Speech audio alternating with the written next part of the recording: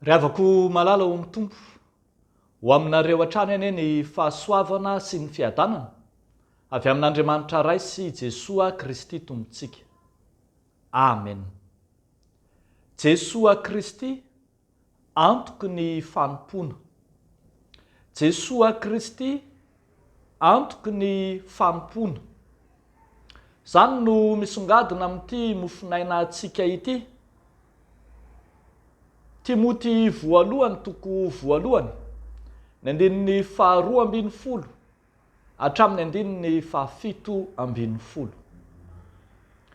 Jesoa Kristy antoky ny fanompona. Banjina lohahevitra vaovao rahateo isika amin'izao volana vaovao men'ny tompo atsika izao dia hoe iorenana amin'ny finoana ny fanompona. Iorenana amin'ny finoana ny fanompona. Rehefa nahatanteraka ny fihazakazahany ny apôstôly Paoly, nitahiry ny finoany, dia indro mampita ny hazomanga, mampita fanilo amin'ny Timoty zanany amin'ny finoana, ho pitana ny finoana marina ny Kristy, ho mpiazona ny finoana tena izy. Ampianarin'ny apôstôly Paoly azy eto fa tsy maintsy niady tsara ny finoana ny mino, ary indrindra tsy maintsy arovana ny finoana eo anatrehany ireo fampianarana sandoka, fampianaran-diso, fitariana tsy izy. Eny hitantsika mihitsy aza eo amin'ny 7:10 fa misy efa vaky sambo amin'ny finoana mihitsy ka mila fitarian-dalana. Ny apôstôly Paoly no mijoro vavolombelona ny amin'izay nifidianan'ny tompo azy ho mpitory filazany tsara. Asehony eo fa i Jesoa Kristy no antoka amin'ny fitoriana ny filazany tsara. I Jesoa Kristy reriany no miantoka ny mpitory filazany tsara rehetra. Asehony eo fa io Jesoa Kristy io no nifidy azy. Mampatsiaro antsika ny tenin'i Jesoa any amin'ny Jaona manao hoe tsy anareo no nifidy ahy fa izaho no nifidy anareo. Arak'izany tsy niankina tamin'ny apôstôly Paoly ny fifidianan'i Jesoa azy, tsika malala tsara fa ny apôstôly Paoly azy dia tsy vitany hoe mpanenjika ny fivavahana fotsiny fa olona niantsy amin'ny Jesoa Kristy mihitsy, kanefa nofidian'i Jesoa ho mpiara-miasa aminy, ho mpitory, araka izay hitantsika eto hoe nataony mahatoky aho ka notendrena ho amin'ny fanompona. Raha ny momba azy dia ariariny eto fa mpiteny ratsy fahiny, mpanenjika, mpampahory, fa nofidian'i Jesoa ihany izy. Ary tsy vitan'izany ihany fa antoka amin'ny fanompona Jesoa Kristy noho ny amin'ny famondram-pony, noho ny izy izay manatobaka betsaka ny fahasoavana. Ny fahasoavan'i Jesoa Kristy dia izay nanovan'ny apôstôly Paoly tao anatin'ny lasany, ny fahininy, ny fahotany, ka ho tonga mendrika ny fanompona. Eto dia tenenina fa namondrana fo izy, na dia lohany amin'ny mpanota aza, arak'izay ilazany azy eto. Eny, lohany tamin'ny mpanota izy, arak'izay anambarany azy.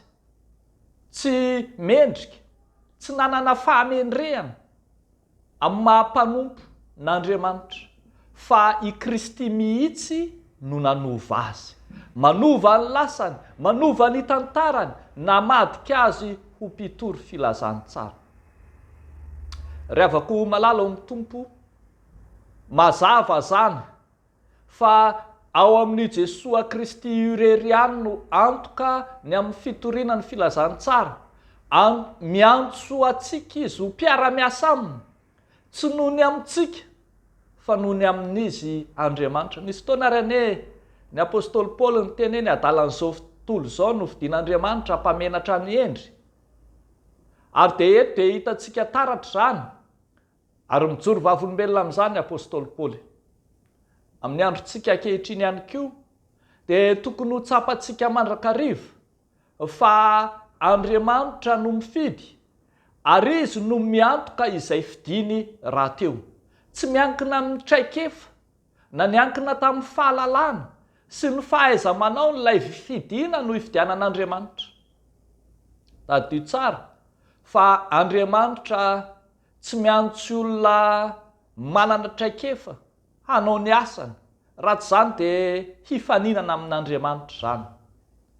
Fa ao amin'ny fahalemena no isehon'ny herin'Andriamanitra hanova ilay olona izay natsoina ary hahatonga azy hanova ny olona izay anirahana azy ihany koa.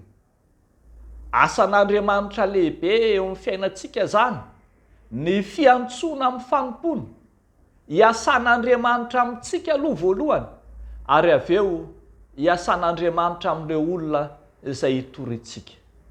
Mazava zany fa na toy inona endrika isehony dia tsy atsika ny asa, tsy atsika ny fanompona fa an'Andriamanitra.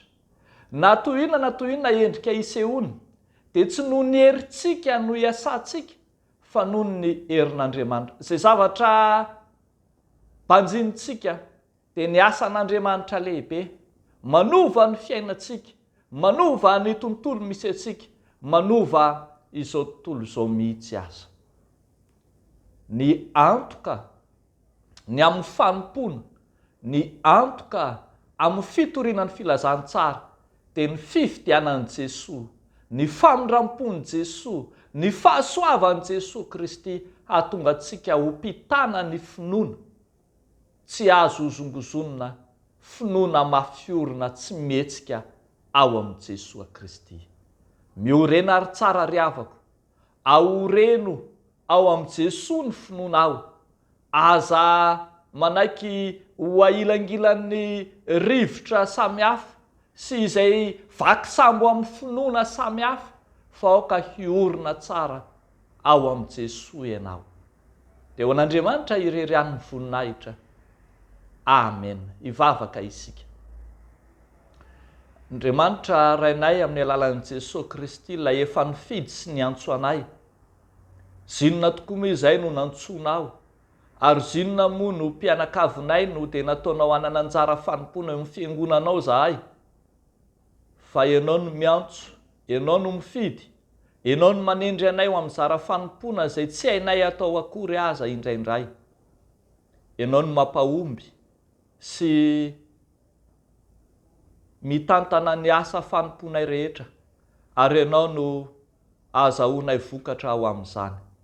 Ankehitriny izay mivavaka ry Andriamanitray ho an'ireo rehetra marisarisa amin'ny finoana, ireo rehetra malemy finoana, ireo zazavao amin'ny finoana ka indraindray tsy matohitra ny rivotra sy ny zanatsipika alefa n'ilay ratsy. Haoreno ny finoana izy ireny, amafiso ary ampitoero aminao Jesoa ilay tsy miova ho maly izay anio ary mandrakizay. Dia amin'ny anaranao Jesoa nanaovanay sy angatahanay izany mivavaka izany. Misaotra Tompo.